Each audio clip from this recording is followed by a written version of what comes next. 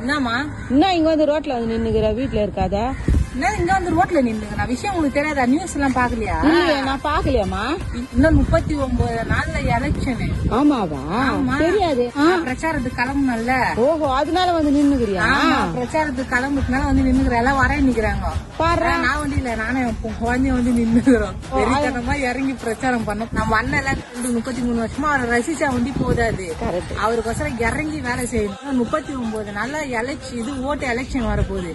அதனால போய் ஓட்டு போடணும். அதனால அங்கங்க வெறித்தனமா பிரச்சாரத்துக்கு போய் போறோம்.